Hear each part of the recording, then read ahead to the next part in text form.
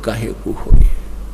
सुख में सुमरण किया नहीं, फिर दुख में करते याद, कहे कबीरता दास की, फिर कौन सुने फरियाद। अपनात्मा सुमन का अर्थ क्या होता है?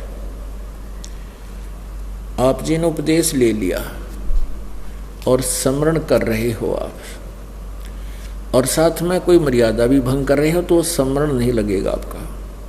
कुछ एक पुण्यात्मा ऐसे कहते हैं जी हमने नाम भी ले रखा है, हम भक्ति भी कर रहे हैं, और फिर भी हमारे ऊपर आपत्ति आई है और भयंकर आज आ गई है। तो कहने का भाव ये है दास का कि उन्होंने सिमरण नहीं किया, सिमरण में मर्यादा में नहीं रहे। मर्यादा टूट जाने से ऐसी दिक्कत आ सकती है, अन्यथा नहीं आ सकती। तो सिमरण का तात्पर्य है कि परमात्मा कहते हैं दुख में सुमन सब करें, सुख में करे ना कोई। आप दुखी हो, आपको राहत मिली, सुखी हुए, कुछ दिनों के बाद आप इतने भूल जाते हो सत्संग के अभाव से, और फिर गलतियां प्रारंभ कर देते हो। लोक लाज में आके गुरुजी के द्वारा दिए गए आदेश की अवहेलना कर देते हो, उल्लंघन कर देते हो, मर्यादा तोड़ देते हो, तो काल का दाव लग जाता है। कुछ एक ऐसे भक्त हैं जिनके पिछले पुण्य अच्छे होते हैं, और वो पुण्यों के कारण, पिछले पुण्य तो हैं ही, उन पुण्यों के कारण वो सुखी है। जिस इस नकली लोक में जिसको हम सुख मानते हैं, वो संसारिक दृष्टि से सुखी है, और उसने उपदेश भी ले लिया है। और एक ऐसा प्राणी है जिसके पूर्व जन्म के पुण्य गणे नहीं है, उस पर आपत्ति आ गई है।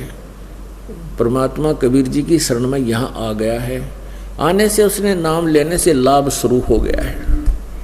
तो कुछ दिनों के बाद उसको दुख आने बंद हो जाएंगे, क्योंकि पुण्य बढ़ जाएंगे, पाप समाप्त कर देता है परमात्मा। तो फिर वो कुछ दिनों में उस दूसरे भक्त को देखा देखी कि दूसरा भक्त है, वो भी नाम लिए हुए है, और वो भी मर्यादा तोड़ देता है, जो गुरुजी ने आदेश दे रखा है उसका उल्लंघन कर देता है, और देखता है कि उस पर कोई आपत्ति अभी आ नहीं रही। उसको देखकर वो स्वयं भी विचलित होकर के कोई मर्यादा भंग कर देता है। तो ऐसे फिर आपत्तियां फिर प्रारंभ हो जाती है। जिस व्यक्ति ने उपदेश भी ले रखा है और नाम भी खंडित कर दिया, तो उस पर अब मंत्र उसका है नहीं उसके पास। इस नाम की कमाई बिल्कुल नहीं है। जिसने बीड़ी पी ली, शराब पी ली, मांस खा लिया, या कोई आन उपासना कर ली, या लोक लाज में आके परमात्मा वाले नियम से वो वंचित हो गया, तो उसकी भक्ति नहीं चल रही, उसके पिछले पुण्य चल रहे हैं। और वो सत्संग में भी आ जाता है, नहीं भी आता है, बीड़ी भी पीता है, एक आदमी में गुट्टी भी ला लेता है, और वो फिर भी कहता मैं संत रामपाल का शिष्य हूँ। वो कह रहा है पर वो दास का शिष्य नहीं है। हाँ, उसके साथ क्या बनेगी? फिर एक ही दम इतनी आपत्ति आवेगी जब उसके पुण्य समाप्त हो जाएंगे, वो बक्कल उतरेगा, और फिर वो व्यक्ति आकर के कहेगा कि मैंने तो नाम ले रखा था जी, हमारे घर पे भी ऐसी आपत्ति आ गई।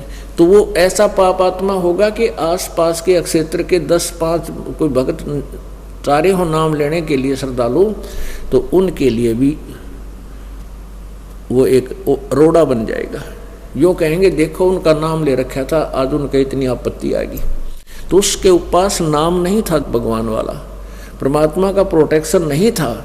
जब लग हंसा हमारी आना, और काल लगे नहीं तेरा बाण। जब तक हम परमात्मा की मर्यादा में रहेंगे, आन माने मर्यादा, तब तक काल का अटैक हमारे पर नहीं होगा।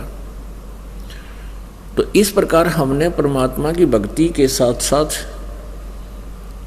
मर्यादा की भी आवश्यकता पड़ती है। जैसे हमने खेत में बीज दिया, संवार भी दिया, बीज भी डाल दिया, डोल बनाई नहीं, उसकी डोली नहीं बनाई, उसके चारों तरफ मेड़ नहीं बनाई, डोला नहीं बनाया, तो पानी डालेंगे वो भी इधर उधर बिखर जाएगा, खाद डालेंगे वो भी इधर उधर बिखर जाएगा, तो फसल नहीं तैयार होगी। तो मर्यादा एक डोल बनेगी, और ये अति आवश्यक है। इसमें परमात्मा की भक्ति को रोकने के लिए इसको परिपक्व करने के लिए। मात पिता सुत बांधुआ क्यों देख बुलाना रे, इनमें तेरा कोई नहीं क्यों भया दीवाना रे।